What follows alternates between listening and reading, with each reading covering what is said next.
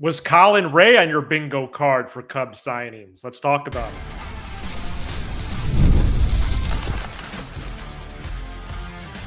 You are Locked On Cubs, your daily Chicago Cubs podcast, part of the Locked On Podcast Network, your team every day. You are Locked On Cubs, part of the Locked On Podcast Network, your team every day. Alongside Sam Olber, I'm Matt Cozy. Sam and I are lifelong fans, taking our passion into discussion with you on all things Cubs. Thank you for being part of the show and making us your first listen today. And the best way you can help us grow the show is to listen every day, like the video, and comment anything below. And whether this is your first time or 101st time, whatever it is, if you're not subscribed on the YouTube side yet, please help us out and press that subscribe button. Today's episode is presented by our great partners at FanDuel. From big upsets to game-winning drives, the NFL playoffs are better with FanDuel. New customers can bet $5 and get $200 in bonus bets, guaranteed. Win or lose, visit FanDuel.com to get started. Well, we have a lot of news and notes to get to. Our Monday episode was our Justin Steele interview. Please check that out if you haven't yet. Very exciting moment for the show. Today, we bring you news of the Cubs being out on Roki Sasaki, also a left-handed reliever target much later in the show. And we start with Colin Rea, who the Cubs officially signed on Monday to a one-year, $5 million deal with a club option for 2026. The Cubs DFA'd relief prospect Michael Arias to make room for Rea on the 40-man roster. We will get into what Rea offers from the baseball perspective, but I'm not quite sure I want to start there yet, Sam, as we continue to decipher, one, what the Cubs' plans are, and two, from what financial perspective. You know, you could, that last sentence that you just said, decipher what the Cubs' plans are, and number two, from what financial perspective. We could save that. Okay. And just put that on almost every episode from last year, maybe till the CBA. Wow. Because that's it, right? Like, from last year through the 2026 season. Because when I saw that signing Friday in the afternoon, yes, it's got nothing. You're correct. We shouldn't start with what Colin Rea brings to the diamond, because it's not about that. The signing brings fear. It's about the Cubs. The fear is this, and maybe it's fear that doesn't need to be had, but this team and this organization has not earned the benefit of the doubt. The fear is that the Cubs may be cutting payroll, and that this was their starting pitching acquisition. What did they end up last year? $230 million for payroll, right around there, right? Yes, yeah. Okay, and what are they at? They're about 198 right now. 198 right now, about 42 M's away. Yeah, and so forget 42 M's away from the luxury tax. Are they even going to make last year's payroll? Are they cutting payroll? That is something that is Good fair. Question. It is fair to ask that right now. So when I saw the signing of Colin Rea, I didn't go to his Savant page. I didn't go to his baseball reference page. I just immediately got scared, fear that, oh no, this is going to be their starting pitching signing. They'll spend $8 to $10 million on a reliever and about $3 to $4 or $5 million on a couple depth guys, and you'll do the math, and they're going to be at about 215 M's on opening day, and that's terrifying. Yeah, it is. It is, because I do think that's where my mind goes as well, especially when the news broke Friday. And from what I'm gathering, the Cubs, They might start the year at 220 something, which is, again, it's a notch below where we thought, especially if it's closer to 220 or the 215 that you're hypothesizing there, because we thought, okay, they'll leave a 10 million buffer. Right. So that would be about 230. Well, 220, 215 is a considerably less number. And it's true. You could still, even, let's say it is 220, by the way. You could still make impactful additions since they're at the 198 right now. But it's just it's hard to fathom, especially after they went over the luxury tax in 2024. By the way, I'm not saying they should go over again. I understand their desire to stay under this year, not pay the repeater tax. But the other element to this, Sam, is okay, let's say Ricketts did go down the hall and told Jed, okay, it's 220. I don't think Jed's talent. I had a theory earlier in the offseason. I even posed the question to Cap when he was on. Has Jed Hoyer's talent for building a good team been held hostage by Tom Ricketts? Mm-hmm. And the answer is no, because they've spent a good amount of money, went over the tax last year. So then you get to the point of what players are they actually bringing in? And the one they just signed is a 34-year-old swingman. Right. It's like, well, to serve what purpose besides the caveat of, oh, you can't have enough starting pitching, which you can't. Your point is beautiful. Here's your point.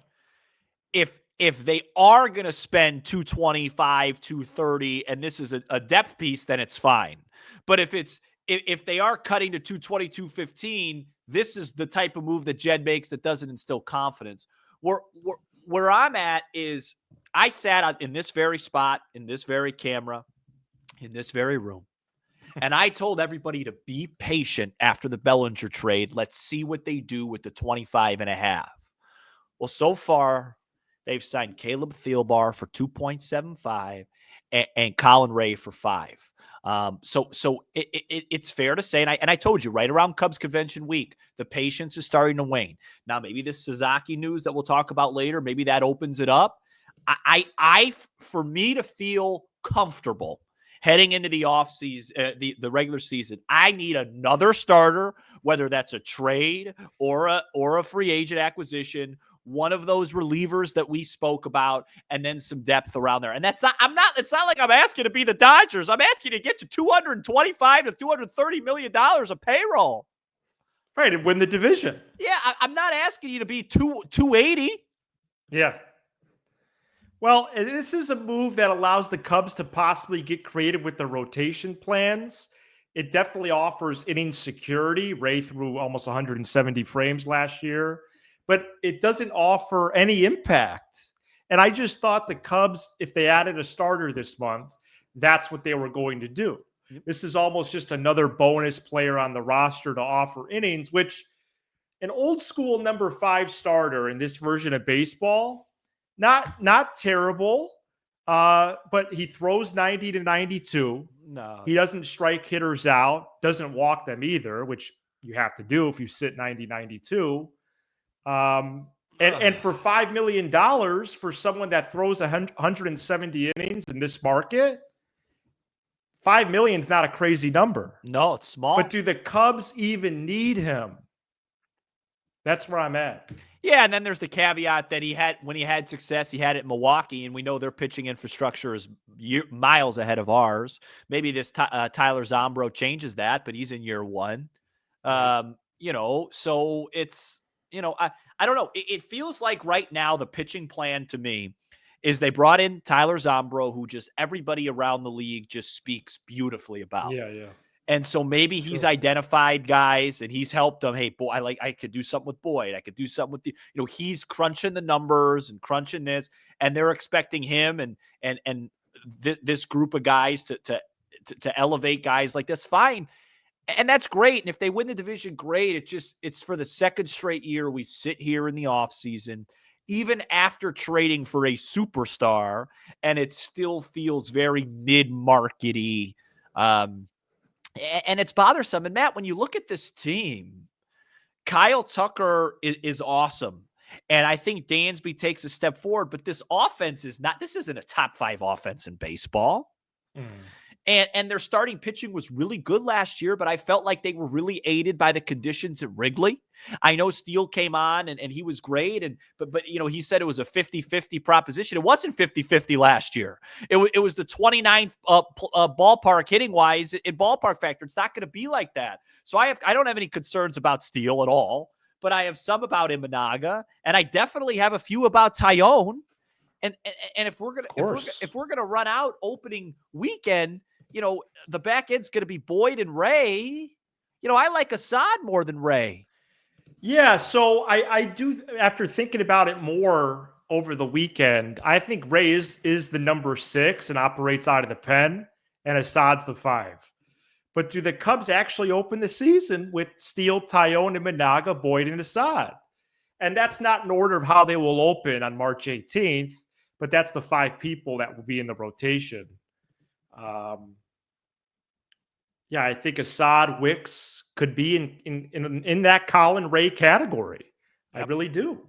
Yeah, and I mean, there's still plenty of time. It's just that it's been a while since the moves and look, I'm not Mr. Pessimistic. I was high on the Matthew Boyd signing, still am.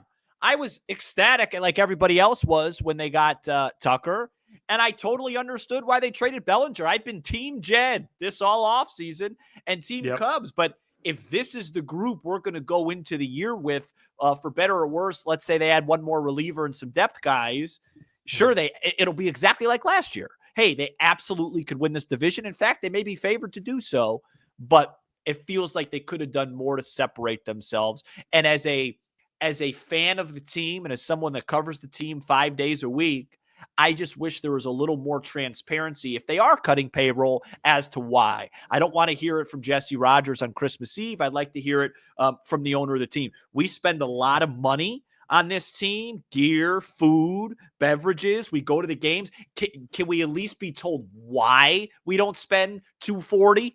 I just, that's just me, but I guess that's not realistic. Well, perhaps we could have dinner Saturday night with Tom Ricketts, this event called Tom's Reception at the Sheraton Grand in Chicago, part of the Cubs convention. We're going to be there. Posted time of 4:00 for our meetup there in the Sheraton lobby, the Shy Bar. But really, Sam, I think we're going to try to shoot for like a 3:45-ish.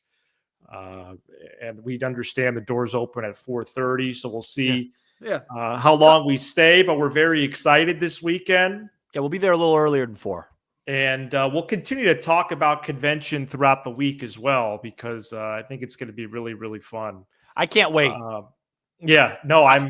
looking forward to it. I can't wait to spend a weekend with you. I can't wait to spend a weekend with our listeners. And, hopefully right around Saturday, late afternoon, they'll have that Chiefs game on. Yes. I did see that 3:30 kick there. Houston and Kansas City. Last part here before we get to Roki. Yeah. They did DFA someone that wouldn't have been towards the top of my sheet. Me neither. To be the first casualty off the 40-man. I thought like a Rob Z or Gavin Hollowell. First. Yeah. But Michael Arias did walk 20% of his hitters last year. Yeah, it just seems like it's a little hopefully doesn't become Jeremiah Estrada. Yeah, it just seemed a little early on that. But, a little early for me. Coming up next, Roki Sasaki is down to 3 teams. We tell you who they are next. This episode is brought to you by FanDuel. From big upsets, not many of those this weekend. The game-winning drives, not many of those either. The NFL playoffs are better with FanDuel, because right now new customers can bet $5 and get $200 in bonus bets guaranteed. That's $200 in bonus bets, win or lose. The FanDuel app gives you everything you need for live bets, same game parlays, and so much more. Folks, it wasn't a great weekend of wild card football. Saturday, Chargers, Texans, not a competitive affair. Ravens, Steelers, not a competitive affair. Buffalo, Denver, not a competitive affair. Green Bay, Philly, not competitive. But Sunday night was a great football game between Washington and Tampa. And this Jane Daniels kid, he might be pretty good. And I'll just leave it there. Just visit FanDuel.com to join today and get started with $200 in bonus bets. That's FanDuel.com. Make this playoff season unforgettable with FanDuel, an official sportsbook partner of the NFL. Roki Sasaki began to inform teams, him and his camp, Agent Joel Wolf, on Monday of his decision, as the Japanese right-hander could announce his decision this week. The earliest he can sign is Wednesday. The latest he can sign is later this month on the 23rd. And in lieu of him meeting in person over the weekend with the Blue Jays and Padres, he has paired his list down to the Blue Jays, Dodgers, and Padres as the finalists. This was first reported by Jeff Passan. Monday afternoon, later confirmed by other national and local reporters. So, the Cubs were one of those 7 teams, Sam, who got a in-person meeting at his location on the West Coast, but they're not on the podium. And the 2 teams that we thought would be in it are, and then a surprising one in the Blue Jays. Yeah, and I don't care where he ends up if it's not the Cubs. At this point, I'd probably rather have him end up with the Dodgers and the Padres, just so we already know we're not as good as the Dodgers. The Padres, maybe we're still in sight of. But not surprised. We talked about it after the interview with Steele, right? It had been reported that he wasn't going to meet here, and that pretty much, I don't know what else people expected unless that was just a false report. Once that got reported, he's not coming here.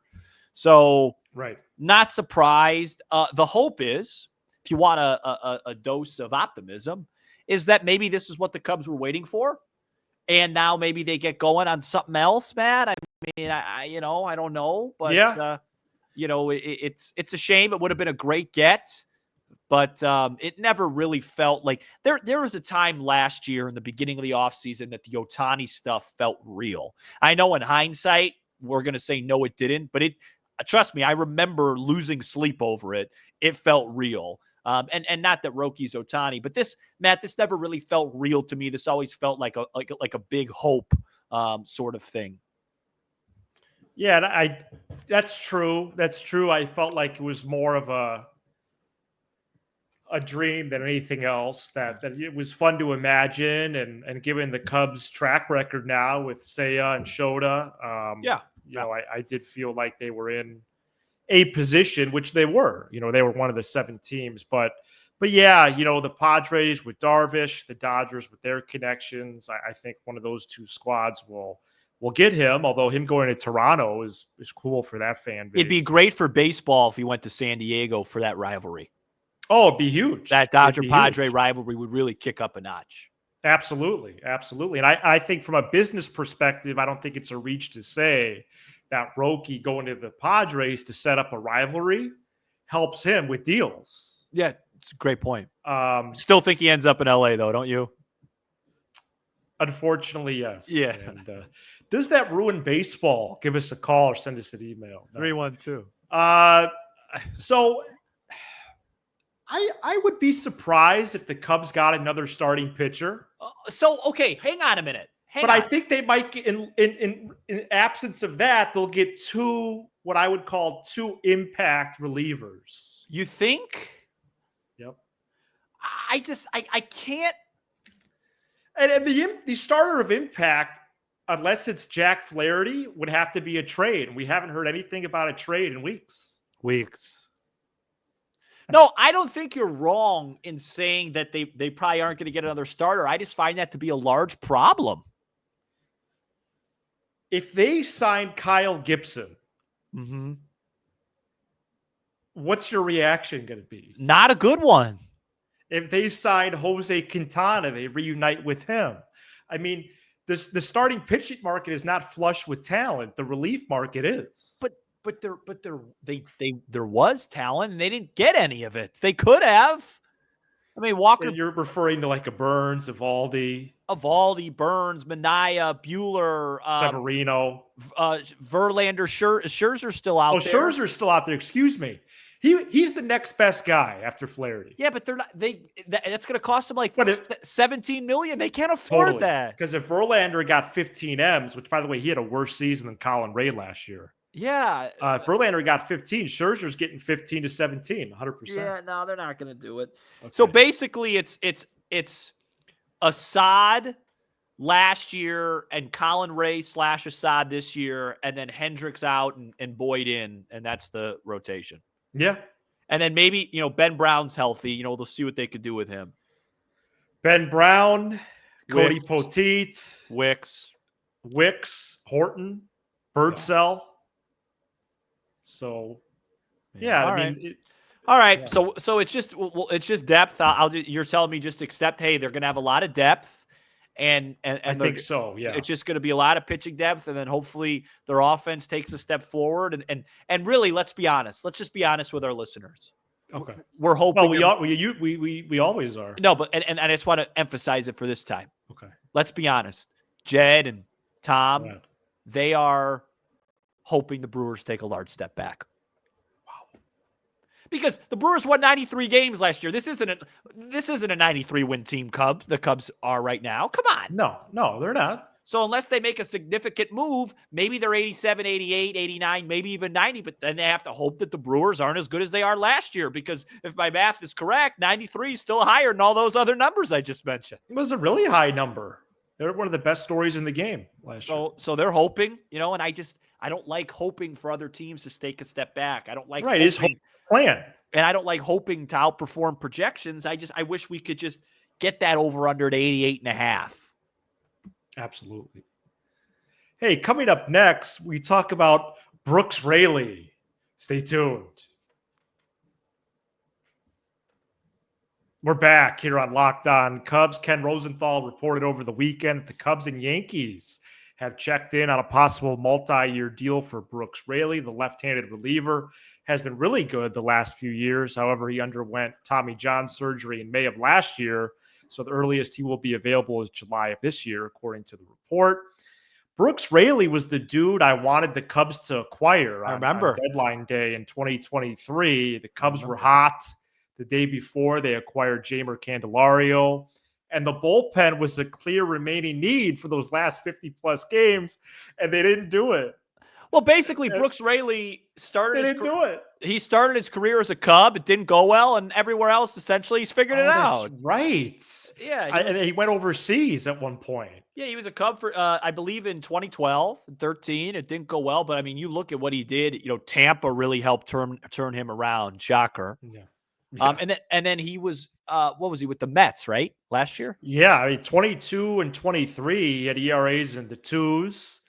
And then he didn't allow a run last year in his first 7 innings before his arm fell off. So yeah, no, he's good. He's good. I mean, he's not going to be around for a while until July, but I'm all for that. And again, the Cubs, anywhere they can get a discount and see where they can get some value, they're gonna go there. So, look,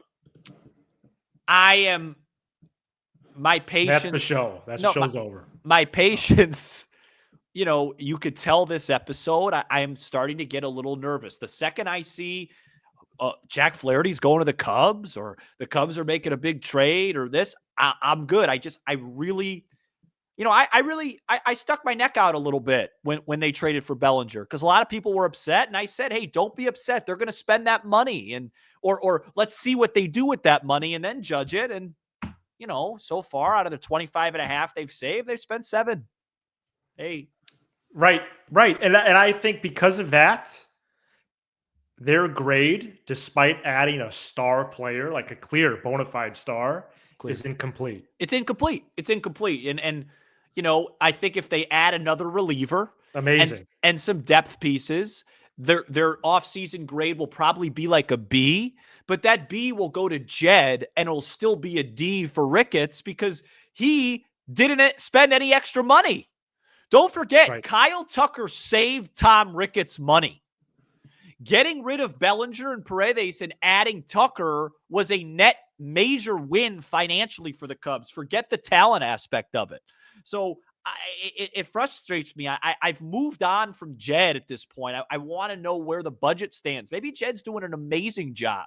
Maybe Jed was told, amazing strong, but maybe Jed was told, hey, you only got 217.5's the budget. So he's trying to improve a team by cutting payroll by $13 million. Yeah. Which when Super Bowl Sunday arrives and everyone goes into their spring camps, that will be one of the largest percentage drops in all the sport. Yeah. And so that's, even though they did some good things, I can't sit here as a diehard Cub fan and a co-host of a podcast and say, hey, I'm still really happy because of this. No, if we're cutting payroll, then I'm not happy. Thank you so much for checking out this edition of Locked On Cubs. You give us 20 to 30 minutes. We'll give you all things Cubs with a laugh or two along the way. Be sure to hit subscribe on YouTube. We are very close to 12,000 subs. Smash the like button for the algorithm and leave a 5-star review on Apple, Spotify, and everywhere you get your podcast. All right, we'll continue to promote our Cubs convention activities throughout the week and keep up with all things Cubs and the news and notes of the offseason. He's Sam Olber. I'm Matt Cozy. This is Locked On Cubs. Go Cubs. See ya.